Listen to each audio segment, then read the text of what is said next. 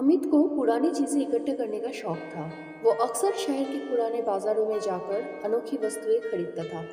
एक दिन उसे एक प्राचीन दर्पण मिला जिसका कांच पर अजीब सी दरारें थी और किनारों पर अंधेरे निशान। दुकानदार ने उसे चेतावनी दी, ये दर्पण शापित है, इसे अपने घर में मत लेके जाओ।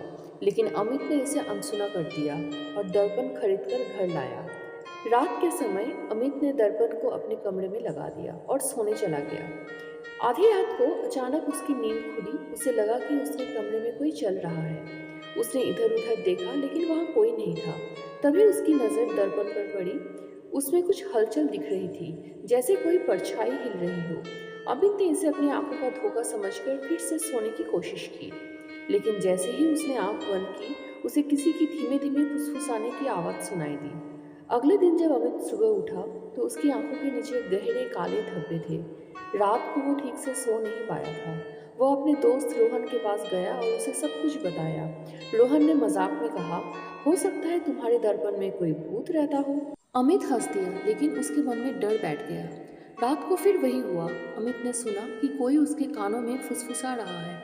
इस बार वो उठकर दर्पण के पास गया और ध्यान से देखने लगा। अचानक दर्पण के कांच में दरारें और गहरी हो गई और उसमें एक काली आकृति बाहर निकलने लगी। वो आकृति एक डरावनी, लंबी, बिना चेहरे वाली साया थी। उसके शरीर से अंधकार टपक रहा था। अमित चीखने लगा, लेकिन उसकी आवाज़ घुट गई।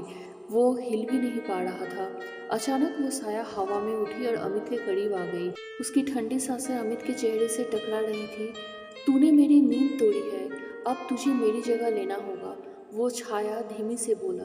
अमित पूरा ताकत लगाकर पीछे हटा और कमरे के कोने में जा गिरा। दर्पण अब पूरी तरह काला हो चुका था और उसमें से और भी परछाइयाँ बाहर आने लगी। अचानक रोहन ने दरवाज़ा तोड़ दिया और अंदर आ गया। उसने देखा कि अमित जमीन पर गिरा हुआ है और दर्पण में कुछ भयानक हो रहा है। उसने पास ही पड़ी एक भारी लकड़ी उठाई और पूरी ताकत से दर्पण पर दे मारी। दर्पण टूटते ही जोर से चीख बुझी और सारे अंधेरे गायब हो गए और कमरे में सन्नाटा छा गया। अमित तो बच गया, लेकिन फिर कभी वो आईने में सामने नहीं जा पाया। वो जानता था कि कुछ परछाइयाँ सिर्फ आईने के अंदर ही नहीं रहती, कुछ हमारे आसपास भी भटकती है। Please like, share and subscribe.